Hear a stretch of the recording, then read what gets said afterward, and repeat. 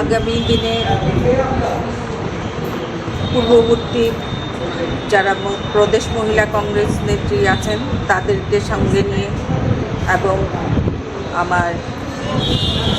ত্রিপুরা প্রদেশ মহিলা কংগ্রেসের প্রাক্তন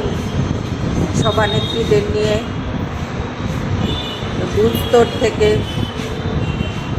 আমরা আমাদের সংগঠনকে শক্তিশালী করার প্রয়াস নেব এবং এই রাজ্যে আমাদের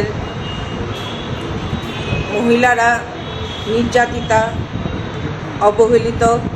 এবং নিপীড়িত তাদের পাশে থেকে ত্রিপুরা রাজ্যে নারীদের সম্ভ্রম রক্ষা করাই আমার প্রধান এবং বিশেষ কর্তব্য হবে। সবাইকে সঙ্গে নিয়ে চলার এবং আগামী দিনে মহিলা সশক্তিকরণ এবং নারীদের সম্মান রক্ষা করাই আমার প্রথম এবং প্রধান লক্ষ্য হবে। আমি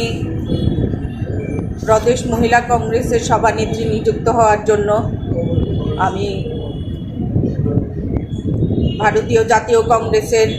অধ্যক্ষ মাননীয় মল্লিকার্জুন খাড়গেজিকে ধন্যবাদ জানাচ্ছি এবং সর্বভারতীয় কংগ্রেস মহিলা কংগ্রেস নেত্রী শ্রীমতী নেতা ডিসুজাকে আমার ধন্যবাদ জ্ঞাপন করছি এবং ত্রিপুরা রাজ্যের প্রদেশ কংগ্রেসের সভাপতি মাননীয় আশিস কুমার সাহা মহাশয়কে ধন্যবাদ জ্ঞাপন করছি এবং ত্রিপুরা প্রাক্তন সভাপতি তথা বর্তমান বিধায়ক শ্রী সুদীপ রায় বর্মন মহাশয়কে আমি ধন্যবাদ জ্ঞাপন করছি। প্রাক্তন সভাপতি শ্রী বিরজিৎ সিনহা মহাশয় এবং বর্তমান বিধায়ক শ্রী গোপাল চন্দ্র রায় মহাশয় সবাইকে আমি ধন্যবাদ জ্ঞাপন করছি। অত্যন্ত আনন্দিত আমাদের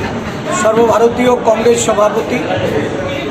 মল্লিকার্জুন খাড়গেজিকে আমি অভিনন্দন জানাচ্ছি। ত্রিপুরা রাজ্যের মহিলা কংগ্রেসকে শক্তিশালী করার জন্য, মজবুত করার জন্য সর্বভারতীয় মহিলা কংগ্রেস সভানেত্রী শ্রীমতী নেতা ডিসুজা উনি এখানে রাজ্যের মহিলা কংগ্রেসের সভানেত্রী হিসাবে শ্রীমতী সর্বাণী ঘোষ চক্রবর্তীকে দায়িত্বভার তুলে দিয়েছেন। এই নিযুক্তিতে আমি সবাইকে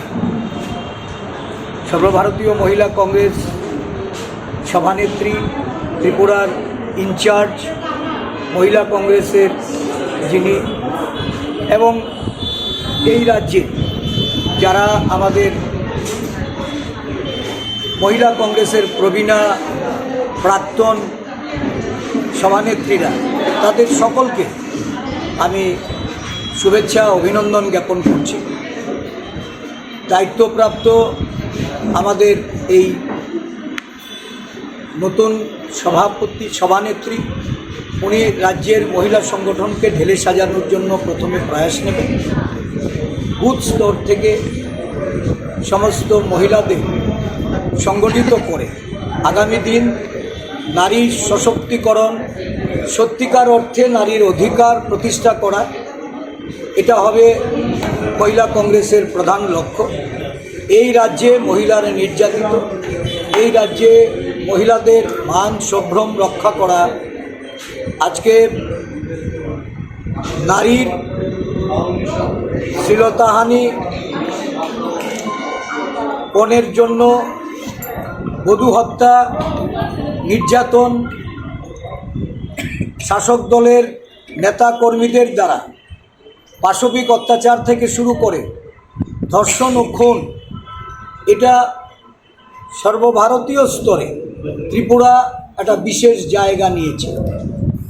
এর থেকে উত্তরণের জন্য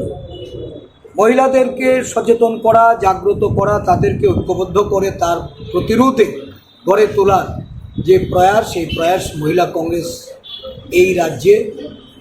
সর্বানী ঘোষ চক্রবর্তীর নেতৃত্বে এবং এখানকার যারা আমাদের বরিষ্ঠ মহিলা কংগ্রেস নেত্রীরা আছেন, তারা সবাইকে একযোগে এই দায়িত্ব পালনের জন্য আমি আহ্বান রাখব এবং আগামী দিনে রাজ্য জুড়ে মহিলা কংগ্রেসের যে তাদের যে বিভিন্ন দাবি দাওয়া, তাদের অধিকার নিয়ে তারা আন্দোলন গড়ে তুলবে, এই বিশ্বাস আমার অন্তত আমাদের এই বর্তমান যে নেতৃত্ব, এই নেতৃত্বের উপর আমরা রাখছি। আজকে এই মহিলা কংগ্রেসের সভা